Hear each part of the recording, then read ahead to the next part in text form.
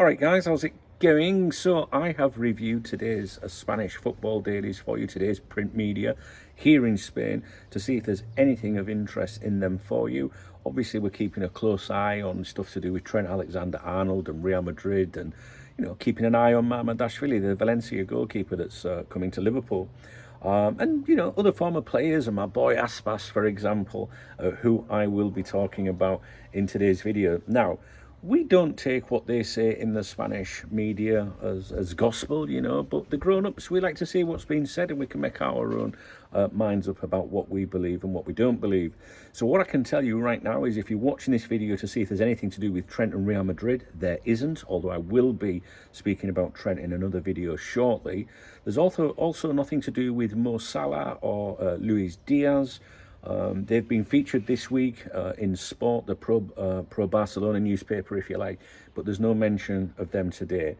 So there's nothing really exciting in here, but we are going to touch on a few things that you might find of interest. And also, there's a little bit about the Qataris possibly pulling out of France as well, which generally, although it's nothing to do with Liverpool, you might find it of interest.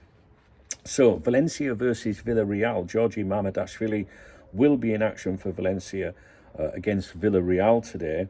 Valencia have shown some improvement recently, winning 3 of their last 4 games. They've been at the bottom of the table all season, rock bottom, but they've climbed up. I think they're 3rd from bottom at the moment. We're just 1 point clear of safety.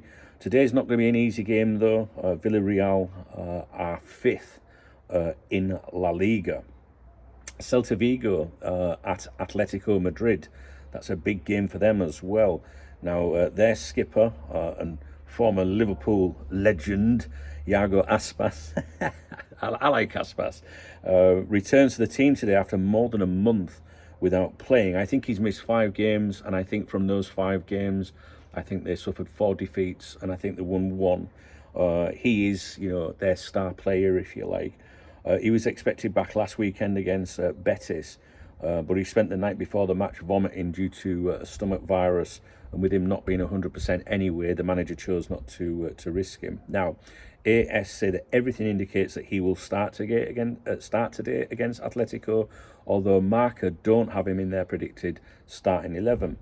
Aspas has never scored at the Metropolitano, and AS have an article about that today, basically saying he scored almost everywhere but there. Now, to be precise, he's never scored at Osasuna's El Sadar Stadium or Atletico's former ground, the Vicente Calderon.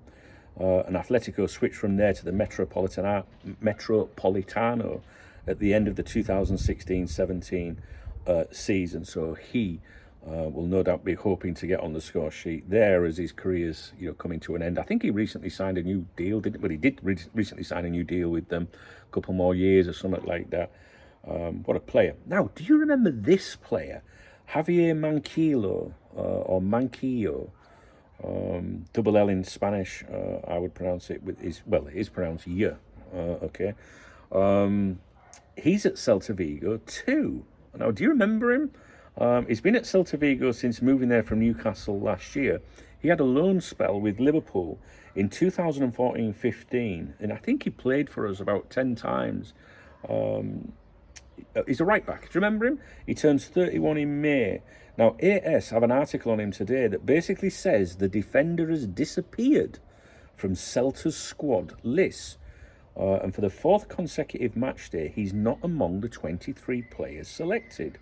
The Madrid-born defender will miss Celta's visit to Atletico, the club where he came through the youth ranks. Now, the reasons for his recent exile remain unknown. His manager insists it's a technical decision, but that explanation doesn't quite add up as far as the journalists and media are saying. They're saying, what's going on. The versatile 30-year-old fullback started the season as a regular, but now finds himself in limbo. And despite defensive absences in recent games, his manager has opted to call up academy wingback Tincho to fill the squad. And even for a game away to Deportivo Alaves, he left the spot in the squad empty rather than including him. And the former Newcastle defender's last appearance dates back to January 19th against Athletic Club, which was in Vigo.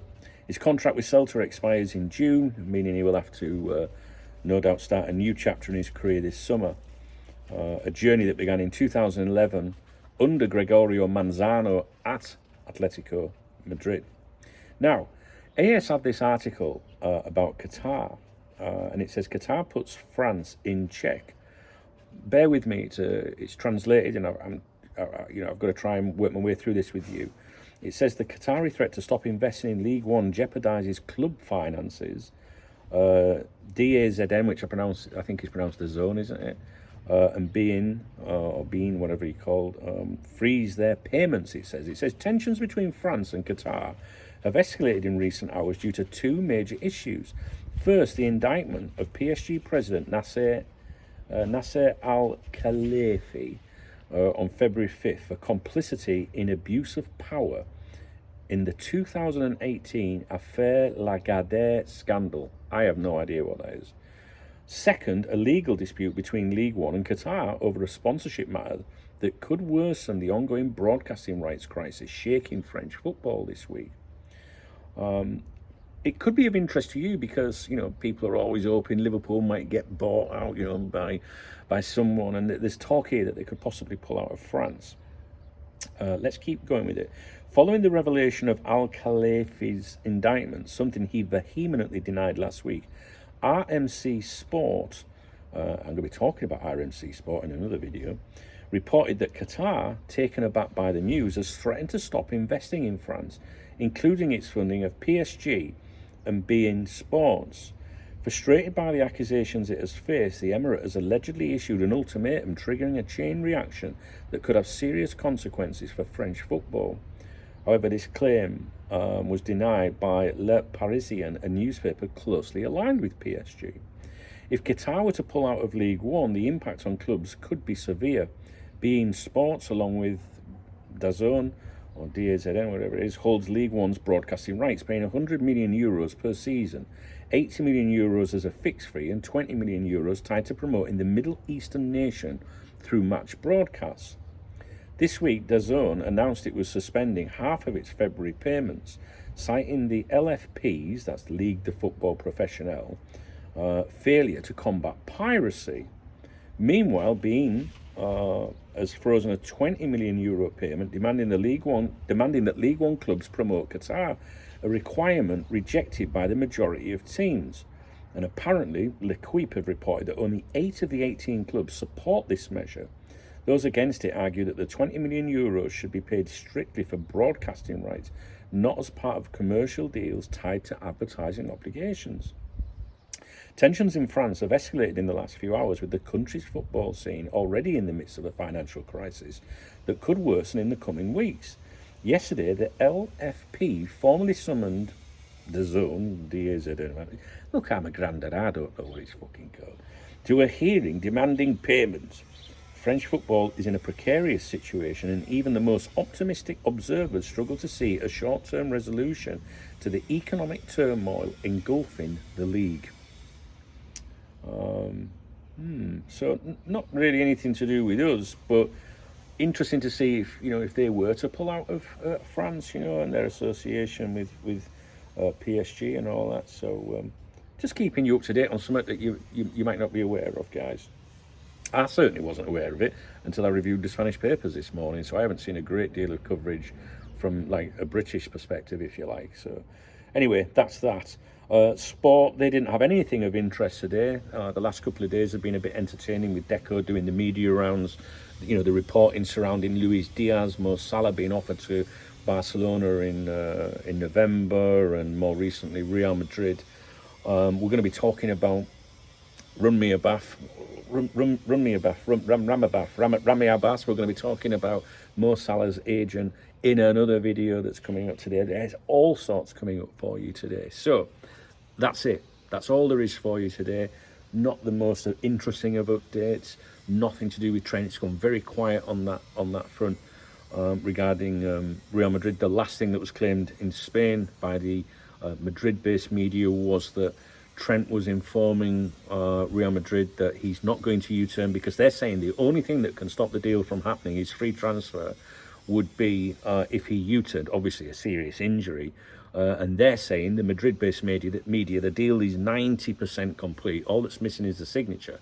And some people might wonder, why is he not signed, a pre-contract with him. Which, if he's definitely going there, why has he not done that to make sure he's tied in? Some people think, well, that's because the Madrid media would then leak it, and it could be disruptive to Liverpool. Not that they would care, but Trent might be thinking, oh, let's just keep it as it is. So obviously, Alphonso Davies at Bayern renewed. But the Madrid-based media said, well, we weren't really that interested in him. He was always dicking us around his agent. Trent Alexander-Arnold keeps reassuring Real Madrid that he will sign for them in the summer and will not U-turn. Although the Madrid-based media have mentioned that they claim that Liverpool side are hoping that if Liverpool are successful this season, that, at Trent's last game at Anfield, maybe the emotional of it all might force him to, consider staying where he is. What do you think? Do you think Trent will go? I've quite enjoyed the fact that we've not really been talking about him, really, to be honest with you. I do enjoy reviewing the Spanish newspapers anyway, to see what's going on. I like to see what Aspas is up to, you know what I mean? So anyway, guys, I'll leave it with you. I've got lots of stuff coming up for you today. I'm going to the football locally here. I'm going to go and see David Villa's CF Benidorm in action at 5 o'clock UK time. And then when that game concludes, I'll be coming home and we're going to have a few sherbets and a few tunes on here tonight for Saturday night streaming. All right, so make sure you come along tonight. If you've got nothing to do, we'll have a right good laugh. We'll have some tunes, put some vibes on that you like, and just Saturday nights are good on here.